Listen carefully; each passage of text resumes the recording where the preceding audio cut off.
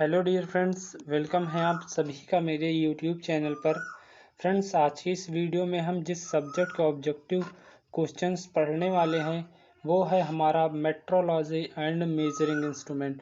Metrology की friends आपके लिए मैक्सिमम वीडियो अपलोड कर चुका हूं। यदि आपने वीडियो पुरानी नहीं देखी है तो पर्टिकुलर सब्जेक्ट के नाम से मैंने यूट्यूब पर प्लेलिस्ट बना रखी है, आप वहां पर जाकर सारी वीडियोज़ पुरानी वॉच कर सकते हैं। तो आज की इस वीडियो में फ्रेंड्स हम इम्पोर्टेंट क्वेश्चंस पढ़ने वाले हैं, तो वीडियो को कंप्लीट देखना कंप्लीट जानकारी के लिए। तो चलिए आज का पहला क्वेश्चन स्टार्ट करते हैं। फ्रेंड्स,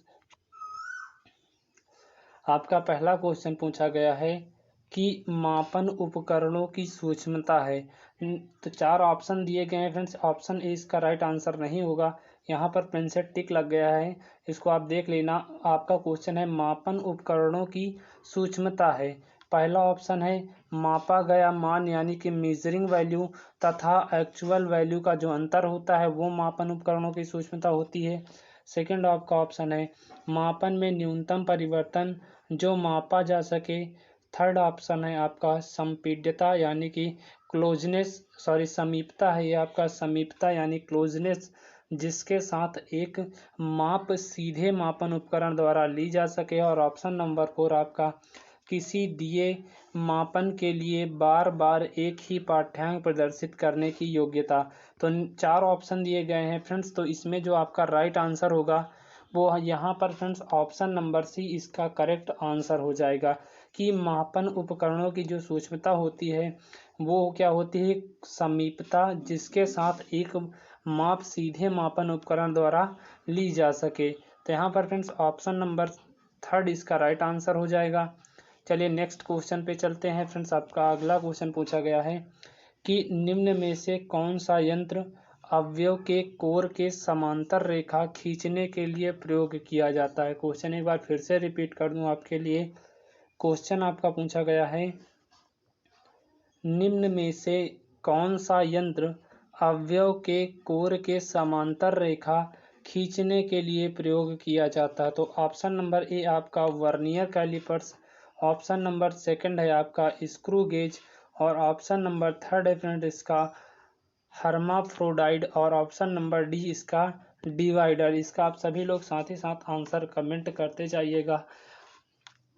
तो इसका जो फ्रेंड्स राइट आंसर हो जाएगा ऑप्शन नंबर थर्ड इसका करेक्ट ऑप्शन हो जाएगा। क्वेश्चन आपका है कि निम्न में से कौन सा यंत्र अवयव के कोर के समांतर रेखा खींचने के लिए प्रयोग किया जाता है। तो वो आपका फ्रेंड्स है हर्माफ्रोडाइड कैलिपर होता है, जिसका उपयोग करते हैं यंत्र अवयव के कोर के समांतर रेखा खींचने के लिए। चलिए नेक्स्ट क्वेश्चन पर चलते हैं। हमारा फ्रेंड्स अगला क्वेश्चन पूछा गया है कि कार्य को लेइंग आउट करने के लिए यानी कि वर्क को लेइंग आउट करने के लिए इसे ऊर्ध्वाधर स्थिति पर यानी वर्टिकल पोजीशन में पकड़ा जाता है, कार्य के लिए क्लैंप किया जाता है। तो फ्रेंड्स इसमें कार्य के लिए किस चीज़ को क्लैंप किया जाता है, किस चीज़ के लिए क्लैंप किया जाता है? आपका ऑप्शन नंबर हो जाएगा कोण प्लेट से क्लैंप किया जाता है, ऑप्शन सेकंड इसका हो जाएगा वी ब्लॉक से क्लैंप करते हैं, ऑप्शन सी आपका हो जाएगा सरफेस प्लेट से, और ऑप्शन यहाँ पर फ्रेंड्स डी दिया यानी कि ऑप्शन नंबर 4 मशीन बेड से। तो क्वेश्चन एक बार फिर से रिपीट कर दूं आपके लिए। क्वेश्चन पूछा गया है कि कार्य को लेआउट करने के लिए इसे ऊर्ध्वाधर स्थिति में पकड़ा जाता है, कार्य के लिए इसे क्लैंप किया जाता है। इसको किसके द्वारा क्लैंप किया जाता है? तो कोण प्लेट से क्लैंप किया जाता है, वी ब्लॉक से क्लैंप किया जाता है, सरफेस प्लेट से क्लैंप किया जाता है, या मशीन बेड से क्लैंप किया जाता है। तो फ्रेंड्स इसका जो राइट ऑप्शन हो जाएगा ये आपका फ्रेंड्स ऑप्शन नंबर ए इसका करेक्ट आंसर हो जाएगा, यानी कि इसको हम कोण प्लेट से, एंगल प्लेट से इसको क्लैंप किया जाता है। चलिए नेक्स्ट क्वेश्चन पे चलते हैं। आपका फ्रेंड्स अगला क्वेश्चन पूछा गया है कि वर्कशॉप में वी ब्लॉक प्रयोग किया जाता है, यानी कि वर्कशॉप में जो वी ब्लॉक होता है उसका इस्तेमाल किस लिए किया जाता है। तो ऑप्शन नंबर ए आपका सतह रुक्षता की जांच के लिए वी ब्लॉक का इस्तेमाल करते हैं, ऑप्शन नंबर 2 आपका जॉब पर टेपर की जांच के लिए हम वी ब्लॉक का इस्तेमाल करते हैं, ऑप्शन नंबर थर्ड आपका फ्रेंड्स बेलनाकार कार्य की गोलाई की जांच के लिए जो है हम वी ब्लॉक का इस्तेमाल करते हैं, या आपका ऑप्शन नंबर 4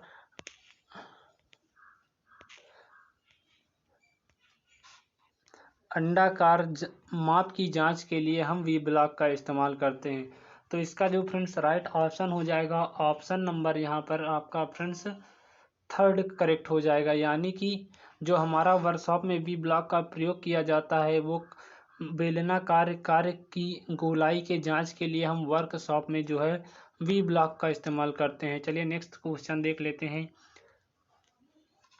हमारा अगला क्वेश्चन पूछा गया है कि आंतरिक डिवोटल का टेपर का मापन किया जाता है। जो फ्रेंड्स हमारा इंटरनल डिवोटल का टेपर है उसको किसके द्वारा मापा जाता है? तो यहाँ पर फ्रेंड्स 4 ऑप्शन दिए गए हैं। पहला ऑप्शन आपका है साइन बार की सहायता से उसको नापते हैं।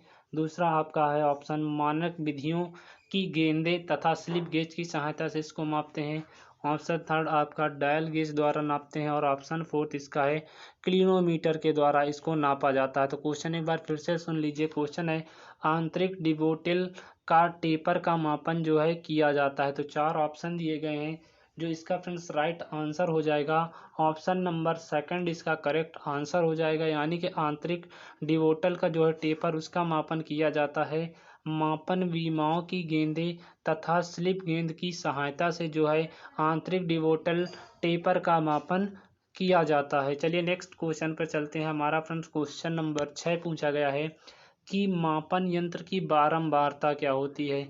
जो फ्रेंड्स हमारी मापन यंत्र होती हैं उसकी बारंबारता आपसे पूछी गई है। तो ऑप्शन नंबर ए कह रहा है कि समान परिस्थितियों में किसी माप के पाठ्यांकों को दोहराने की क्रिया आपका मापन यंत्र की बारंबारता कहलाती है। सेकंड आपका ऑप्शन है वास्तविक साइज के कितना निकट है उसका पाठ्यांक का मान ज्ञात करने के लिए मापन यंत्र की बारंबारता होती है। थर्ड आपका ऑप्शन है मापे गए मान तथा वास्तविक माप का अंतर इसका है। फोर्थ आपका है मानक विमाओं की गेंदे तथा स्लिप गेज की सहायता से मापन की बारंबारता है। तो फ्रेंड्स 4 ऑप्शन आपके दिए गए हैं, जो इसका करेक्ट ऑप्शन हो जाएगा ऑप्शन नंबर ए इसका करेक्ट आंसर होगा। मापन यंत्र की जो फ्रेंड्स बारंबारता होती है वो होती है समान परिस्थितियों में किसी माप के पाठ्यांकों को दोहराने की क्रिया हमारी मापन यंत्र की बारंबारता कहलाती है।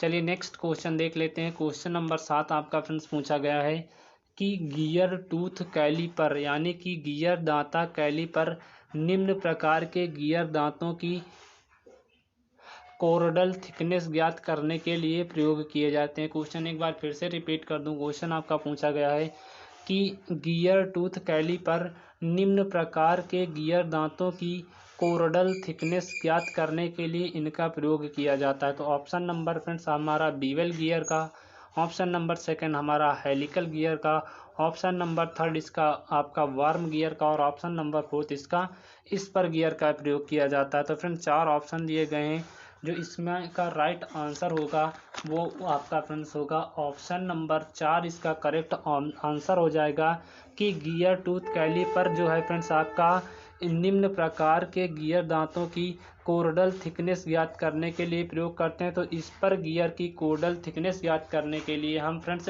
क्या करते हैं, गियर टूथ कैलीपर का प्रयोग करते हैं इस पर गियर के थिकनेस को ज्ञात करने के लिए, इस पर गियर की कोरोडल थिकनेस को ज्ञात करने के लिए। तो ऑप्शन नंबर फोर्थ इसका करेक्ट आंसर हो जाएगा। चलिए नेक्स्ट क्वेश्चन पर चलता हूं। आपके फ्रेंड्स स्टेटमेंट ट्रू फॉल्स के क्वेश्चंस कुछ लिए हैं मैंने।